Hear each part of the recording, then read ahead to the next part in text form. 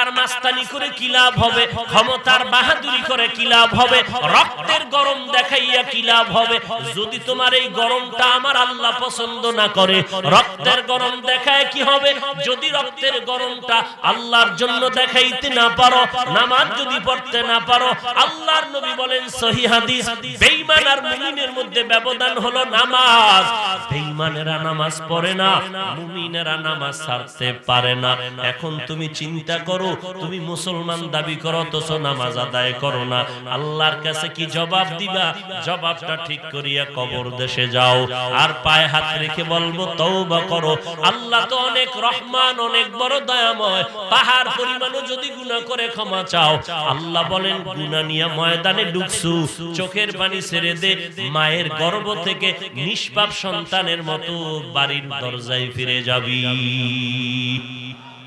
তবে এ কথাও সত্য, আবু জাহালকে আমার নবী 13টা বছর পর্যন্ত বয়ান করলেন। আমার নবীর বয়ানে কোনো ভুল আছে? আছে ভুল? তাহলে আবু জাহাল আমার নবীর বয়ানে কালেমা পড়ে নাই। নবীর বয়ানে যদি আবু জাহাল কালেমা না পড়ে, আমি হাফিজুর রহমান তো কোনো হিসাব করাটাও গুনাহ হবে। নবীর বয়ানে যদি আবু জাহালের মতো বান্দা 13 বছর বয়ান শুনিয়া যদি কালেমা না পড়ে, ঈমান না আনে, তাহলে আমার বয়ানে যে সবাই লাইনে আসবে ধারণা করাটাও মিথ্যা হবে। আল্লাহর কিছু বান্দা জমিনে থাকবে, এখানে বয়ান শোনার পরে হয়তো কেউ তওবা করবে আর নামাজ ছাড়বো না, মা বাবার সাথে বেয়াদবি করব না, বালিশে মাথা লাগায় চিন্তা করবে মরিয়া গেলে কবরে কি উপায় হবে। আবার একদল বান্দা এই ময়দান থেকে বিদায় হইয়া মোনাজাত দিবে অথবা না দিবে, বাইরে গিয়া বিড়ি টানবে, নামাজ পড়বে না, আর বলবে হুজুরদের কত কথাই তো বলে, সব কথা তো মানিয়া চলা যাবে না। হুজুরদের কথা হুজুরেরা বলবে, আমগো বাহাদুরি আর মাস্তানি আমরা করব। এই ময়দান থেকে এমন লোক উঠে যাবে তওবা কবুল হবে না। এই ময়দান থেকে এমন বান্দা চলে যাবে, নামাজের আজান শুনবে কিন্তু মসজিদে যাবে না, আর একদল বান্দা আজানের আগেই মসজিদে গিয়া হাজির হয়ে যাবে। এটা কপালের ব্যাপার, আল্লাহ কবুল করলে হেদায়েত পাবে, না হয় হেদায়েত পাবে না। তুমিও 3 বেলা খাও, আমিও 3 বেলা খাই, তুমিও যেই দেশের জমিনে আছো আমিও সেই জমিনে আছি, তুমি যেই হাওয়া বাতাসে চলো আমিও সেই হাওয়া বাতাসে চলি, তুমি যেই জমিনের ফসল ভোগ করো আমিও সেই জমিনের ফসল ভোগ করি, তুমি যেই সাইনবোর্ড লাগায় চলো আমিও সেই সাইনবোর্ড লাগায় চলি। তোমার পায়ে ধরে ধরে বলার পরেও কেন তুমি নামাজ পড়তে চাও না?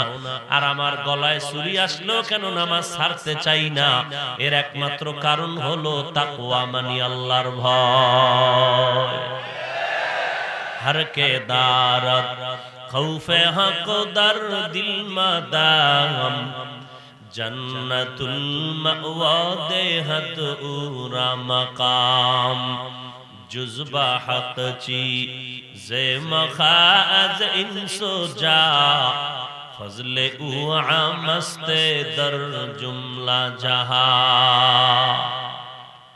মদিনার জমিনে আল্লাহর একজন খাঁটি বান্দা, নবীজির চূড়ান্ত একজন আশিক, ইমাম মালিক রাহমাতুল্লাহি আলাইহি, মদিনার জমিন থেকে তিনি কোথাও যান না, নবীর মোহাব্বতে মদিনার পাশেই ঘুরেন। আর হাঁটা চলার মধ্যে ইমাম মালিক কখনো জুতা পরিধান করে হাঁটেন না, কারণ মদিনার জমিনটা আমার মায়ার নবীর পবিত্র জমিন। আমি জুতা পরিধান করে হাঁটলে না জানি বেয়াদবি হয়ে যায়। এইটা হলো তাকওয়া। আল্লাহ বলেন তাকওয়া ওয়ালার দাম আমি আল্লাহর দরবারে অনেক বেশি। বলে কেমন বেশি? উলাইকা আলা হুদাম মির রাব্বিহিম, তারাই হলো হেদায়েত প্রাপ্ত, ওয়া উলাইকা হুমুল মুফলিহুন। এই বান্দাগুলো আমি আল্লাহর সফলতার দরওয়াজা দিয়া জান্নাতের মেহমানখানায় চলে যাবে। আল্লাহ পাক বলেন আমি কোরআন অবতীর্ণ করলাম, যারা আমাকে ভয় করবে তাদেরকে জান্নাতের পথ দেখাবে। জান্নাতের পথ দেখাইলেই বান্দা জান্নাতের সঠিক রাস্তায় চলতে পারবে। এর নাম হলো তাকওয়া। তাকওয়া মানে আল্লাহর ভয়। যিনি আল্লাহকে ভয় করবেন তার নাম হলো মুত্তাকি। আল্লাহ পাক বলেন কার মধ্যে আল্লাহর ভয় আছে, কার মধ্যে আল্লাহর ভয় নাই, তার গুনাহগুণ হলো 6টা।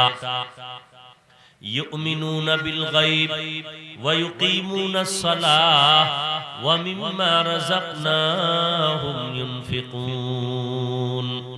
এক নাম্বার গুণ হলো গায়বের মালিক আল্লাহ, আর কেউ গায়বের মালিক না কথার উপরে ঈমান আনবে। 2 নাম্বার আল্লাহ হলেন গায়বের মালিক, এ কথার উপর ঈমান মজবুত করবে। 2 নাম্বার গুণ হবে ইউকিমুনাস সালাহ, 5 বেলার নামাজ বান্দা আদায় করবে, 5 ওয়াক্ত নামাজ পড়বে। এই কথাটাই আল্লাহ তাআলা বলেন যেই বান্দা বিশ্বাস করবে গায়বের মালিক আল্লাহ ছাড়া কেউ না, প্রমাণ হলো তার মধ্যে তাকওয়ার 1 নাম্বার গুণ পাওয়া গেল।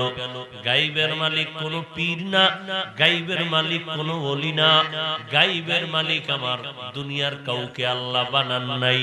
আল্লাহ পাক বলেন নবী দুনিয়ার উম্মতেরে জানায়া দেন কুল লা ইয়ালামু মান ফিস সামাওয়াতি ওয়াল আরদ লা ইয়ালামু মান ফিস সামাওয়াতি ওয়াল আরদিল গায়বা ইল্লাল্লাহ। আসমানের বাসিন্দারা কেউ গায়ব জানে না, জমিনের বাসিন্দারা কেউ গায়ব জানে না, ইল্লাল্লাহ একমাত্র গায়বের মালিক হলেন আমার আল্লাহ। তাকওয়াওয়ালাদের জন্য 1 নাম্বার গুণ। 2 নাম্বার গুণ হলো ওয়া ইউকিমুনাস সালাহ, নামাজ কায়েম করবে। কি করবে?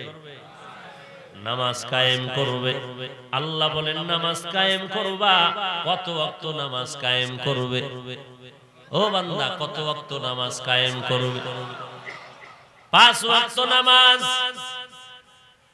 সপ্তাহে একবার, তাহলে প্রতিদিন 5 বার 5 ওয়াক্ত নামাজ আদায় করো। আল্লাহ বলেন উম্মতেরে জানায় দেন 5 বেলার নামাজ যারা পড়বে আমি আল্লাহ খুশি হইয়া তার আমল নামায় 50 ওয়াক্ত নামাজের সওয়াব দিয়ে দিব।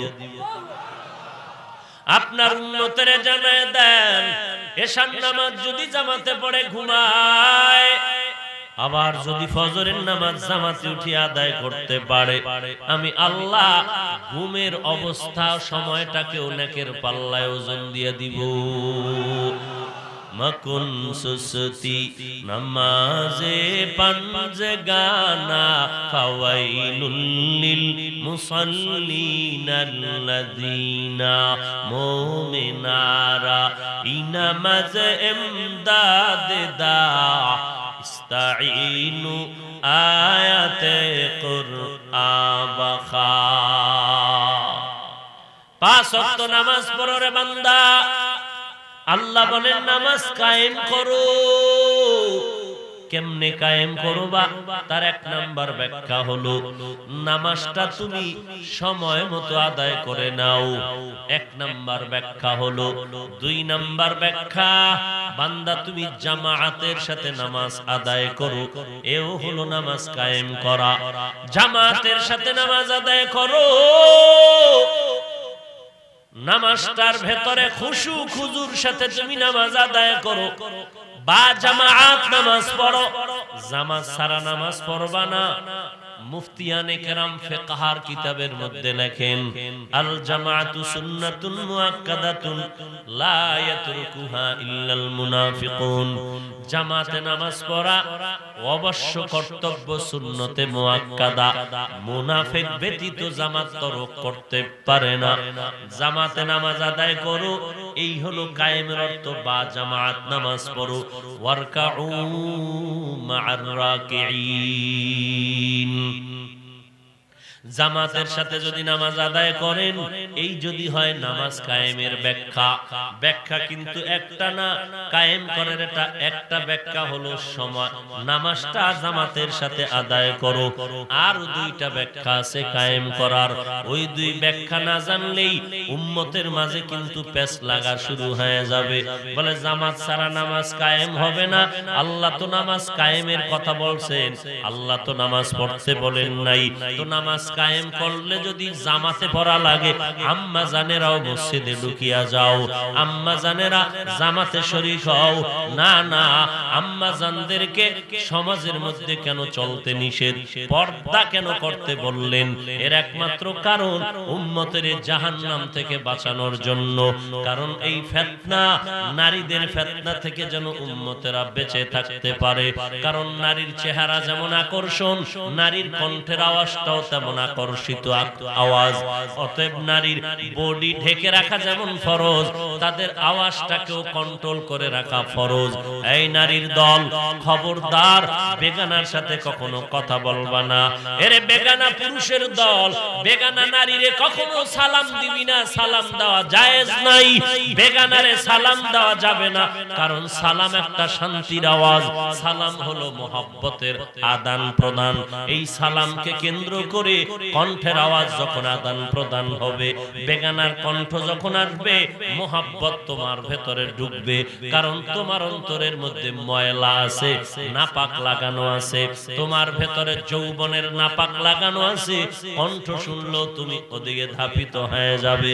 এই জন্য একদিকে কয় এই পুরুষেরা বেগানারে সালাম দিবা না, নারীদেরকে কয় নারীরা ওই ভিন পুরুষের সাথে মধু লাগাইয়া কথা বলবা না। এমন মেজাজ করা কণ্ঠ দিয়া কথা বলবা, পুরুষটা যেন বিরক্ত হইয়া তোমার সাথে কথা বলার ইচ্ছাটা হারিয়ে ফেলে। আল্লাহ কি পরিমাণ চায় বান্দাকে জাহান্নাম থেকে বাঁচানো। নামাজ কায়েমের অর্থ জামাতে পড়ো, জামাতে নামাজ আদায় করো।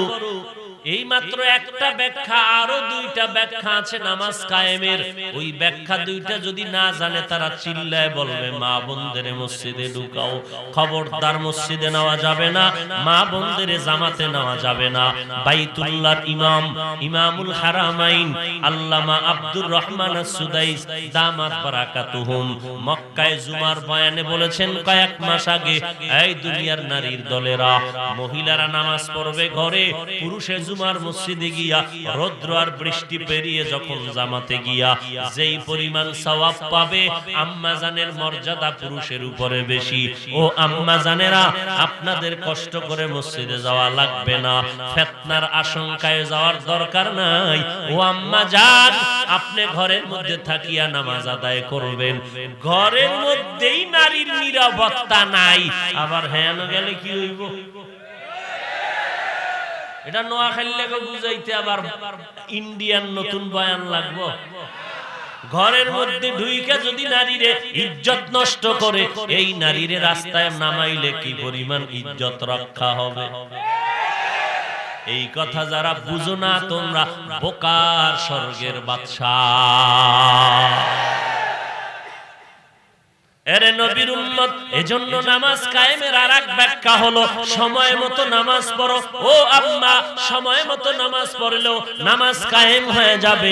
নামাজ কায়েমের আরেকটা ব্যাখ্যা হলো, ও আম্মা জানেরা, নামাজটা পড়ো পুরুষেরা খুশু খুজুর সাথে নামাজ পড়ো, আল্লাহর ভয় নিয়ে নামাজ পড়ো, আল্লাহর মোহাব্বত নিয়ে তুমি অঙ্গ প্রত্যঙ্গ নাড়াচাড়া করো। কাশি আসে না, হুদা একটা কাশি দিন। চুলকানি আসে না, হুদা চুলকায়।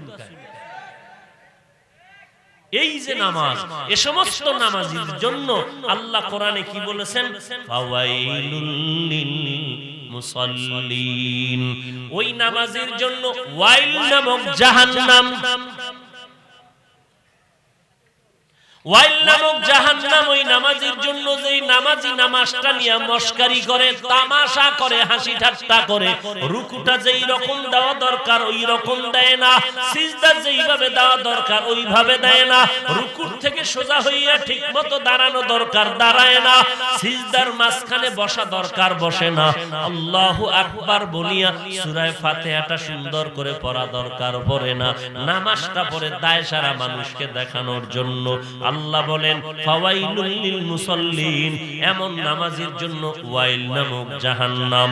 মুত্তাকিনদের 6 গুণের 2 নাম্বার গুণ নামাজ কায়েম করো, নামাজের মতো নামাজ আদায় করো, এই নামাজটা তোমাকে জান্নাতের পথে নিয়ে যাবে। 5 ওয়াক্ত নামাজ আদায় করে রে গোলাম, কারণ অন্ধকার কবরে যখন সবাইকে রেখে চলে যাবে, ডানে বামে আর কেউ থাকবে না, ওই কবরে যাওয়ার পর তুমি একা হয়ে যাবে, আমিও একা হয়ে যাব। আমি বক্তা ছিলাম নাকি শ্রোতা ছিলাম, সাদা কাফনের প্যাকেটে ঢুকলে কিন্তু পরিচয় থাকবে না। সাদা কাফনের প্যাকেটে ঢুকার পরে কে বাবা, কে ছেলে, কে সন্তান, কে মা, কে ভাই, কে পীর, কে মুরিদ, কে শিক্ষক, কে ছাত্র, কোনো ভেদাভেদ নাই। কবরের হালাত এক, কাফনের কালারও এক, শিক্ষকের কালার একরকম, ছাত্রের কালার আর এক রকম, কোনো সিস্টেম নাই। পীরের কাফনের কালার একরকম, মুরিদের কাফন আলাদা, তারও কোনো সিস্টেম নাই। এরে নবীর উম্মতের দল, তুমি যেই লাইনে দৌড়াও, যেই দলের দালালি করো না কেন, কাফনের মধ্যে ঢুকলেই কিন্তু সব একাকার হয়ে যাবে। ওই অন্ধকার কবরে যাওয়ার পর তোমার কবরে কেউ যাবে না, যাবে তোমার নেক আমল। যদি 5 ওয়াক্ত নামাজ পড়িয়া যাও, আল্লাহর নবী বলেন ক্বালান নবিয়্যু সাল্লাল্লাহু আলাইহি ওয়া আলিহি ওয়া সাল্লাম ইযা উযিআল মাইয়িতু ফি কবরিহি জাআল কুরআনু ইনদা রাসি ওয়াস সালাতু আন ইয়ামিনি ওয়াস সিয়ামু আন শিমালি ওয়া সাইরুল হাসানাতি ইনদা রিজলাই। আল্লাহর নবী বলেন সবাই মাইয়িতের দাফন করে সবাই যখন বিদায় হয়, ফেরেশতা আসে প্রশ্ন করার জন্য। 4 দিক থেকে যখন বাধা শুরু হয়ে যায়, মাথার কিনারার থেকে নিষেধ করে, প্রশ্ন করবা না কে তুমি, বলে আমি এই বান্দার বন্ধু কোরআন। ফেরেশতারা ডান পাশে যায়, বলে আসবা না কে তুমি, বলে বান্দার বন্ধু 5 বেলার নামাজ। বাম কিনারায় যায়, আসবা না কে, বলে রোজা। পায়ের কিনারায় যায়, সেখানেও বাধা দেয়, আসবা না কে তুমি, বলে আমি সুন্নতের যাবতীয় নেক আমল, মেসওয়াকের আমল, টুপির আমল, দস্তারখানের আমল চলে। এরে নবীর উম্মতের দল, দস্তারখানের সুন্নতের আমল করছেন আমার নবী। আল্লাহর নবীর জলিল কদর সাহাবী বেঈমান দুনিয়াদার বাদশার দাওয়াতে চলে গেলেন। খানা খাইতে বসার পর দস্তারখান বিছাইলেন, খানা পড়ে গেল, খানাটা উঠাইয়া খাইলেন। বাদশার লোকেরা বলে এটা অভদ্রতা। এটা কি অভদ্রতা? আল্লাহর নবীর প্রিয় সাহাবী চিৎকার করে বললেন আআতুরুকু সুন্নাতা রাসূলিল্লাহি সাল্লাল্লাহু আলাইহি ওয়াসাল্লাম, আমি কি আমার এই মুহাম্মদের মুহাব্বতের সুন্নাত ছেড়ে দিব? লিহাউলাইল হুমাকা, এই মূর্খদের কারণে আমি তো নবীর সুন্নতের ছাড়তে পারি না। সমাজের মানুষ কয় অভদ্রতা, মদিনার নবী কয় খানার শেষে প্লেটটা চেটে চেটে খাও, এটা সুন্নত ভদ্রতা। আর দুনিয়াদারেরা কয় হুজুরেরা প্লেটটা চেটে খাওয়া এটা অভদ্রতা। খানা পুরাটা দস্তারখান থেকে উঠাইয়া খাওয়া নবীর সুন্নত ভদ্রতা, উম্মতেরা কয় অভদ্রতা। এর নবীর উম্মতেরা আমার নবীর সুন্নাত গুলো একটা একটা করে যদি তুমি বিভিন্ন ওজর দিয়া বাদ দিয়া দাও, বলো নবীর সুন্নতের আমল জমিনে আর কারা করবে? হিন্দুরা তো করবে না, না, বৌদ্ধরা করবে না, খ্রিস্টান ইহুদিরা করবে না, নবীর সুন্নতের আমল করবে নবীর আশিক মুহাম্মদের উম্মতেরা। আজকে তুমি মুহাম্মদের উম্মত দাবি করো, মাথার মধ্যে টুপি নাই, মাথার চুলগুলো মদিনার লাইনে নাই, তোমার গালের মধ্যে দাড়ি নাই, তোমার 5 ওয়াক্ত নামাজ নাই, মদিনাওয়ালার পোশাক নাই, সুন্নতের খবর নাই, তুমি নবীর শাফাত কি করে আশা করো? আল্লাহ মাফ না করলে তোমার উপায় নাই রে বাবা। আল্লাহ এই মহামারী দিয়া তওবার পথে আহ্বান করলেন, আল্লাহর ভয় অন্তরে ঢুকাইয়া জাহান্নামের ভয় নিয়ে তারপরে মুসলমান হয়ে কবরে যাওয়ার পর আর কিন্তু ফিরে আসার কোনো সুযোগ হবে না, মোবাইল ও যোগাযোগের কোনো লাইন হবে না, ওই কবর হবে গুনাহগারের জন্য ভয়ঙ্কর আযাবের স্থান। আল্লাহর কাছে তওবা করো, ও আল্লাহ দুনিয়াতে যতদিন আছি এত অপরাধ করেছি আর করব না, কারণ আমার জীবনের বহু আপনজনকে আমি হারিয়ে ফেললাম, একদিন আমিও তো হারিয়ে যাব। আমার এই জমিন পড়ে থাকবে, বয়ান চলবে, কিন্তু আমি থাকবো না। ওই কবরে আমি বছর না কত শত বছর পরে থাকবো, কোনো হিসাব নাই। কিন্তু আল্লাহর কোরআন সত্য, নবীর কথা সত্য, উল্টা পাল্টা চলা যাবে না। গুনাহ নিয়ে কবরে আমি যাব না, আমি আল্লাহর ভয় নিয়ে তওবা করতে চাই। আল্লাহ বলেন চোখের পানি ছেড়ে তওবা কর, জীবনের সব গুনাহগুলো একটা চোখের পানির বিনিময়ে মাফ করে দিব। আল্লাহর দরবারে তওবা করো, আর নামাজ ছাড়বো না, বেপরদায় চলবো না। ও আল্লাহ তোমার আযাবের ভয় অন্তরে ঢুকায়া দাও, আর কোনোদিন আমি গুনাহের কাছেও যাব না, বেয়াদবি করব না, মা বাবার সাথে, মুরব্বিদের সাথে, উলামায়ে কেরামের সাথে আমি আর কোনোদিন বেয়াদবি করব না, আর কোনোদিন নামাজ বন্ধ করব না, নবীর সুন্নত নিয়ে আমি তামাশার ঠাট্টা করব না। আল্লাহর কাছে তওবা করো। সারা জীবন বয়ান শুনলা, নামাজ পড়লা না, কি লাভ হবে এই বয়ান শুনে? আজকে ফজর যারা পড়েন নাই, জোহরের নামাজ যারা পড়েন নাই, আসরের নামাজ যারা পড়েন নাই, মাগরিবের নামাজ যারা পড়েন নাই, এশার নামাজও পড়েন নাই, বয়ানে আসছেন, রেকর্ড করলেন, বয়ান শুনলেন, কিন্তু বাড়িতে যাওয়ার পর যদি আজকে ফজরের নামাজটাও না পড়েন, আপনার বয়ান শুনে কি লাভ হলো? নিজের বিবেকের জিজ্ঞাসা করো। এরে যুবক আল্লাহর গোলাম, অথচ ডানে বামে তাকায় দেখ, তোমার আমার মতো কত যুবক সন্তান স্কুলে পড়ে, কলেজে পড়ে, এক বেলার নামাজ বাদ দেয় না। একটা যুবক র‍্যাব, আর্মি, পুলিশ, বিডিআরের চাকরি করে, নামাজ বন্ধ করে না। এরে বান্দা, যুবক ছেলেটা ড্রাইভারি করে, কৃষি কাজ করে, শিক্ষকতা করে, নামাজ বাদ দেয় না। যুবক সন্তান ব্যবসা করে, চাকরি করে, নামাজ বাদ দেয় না।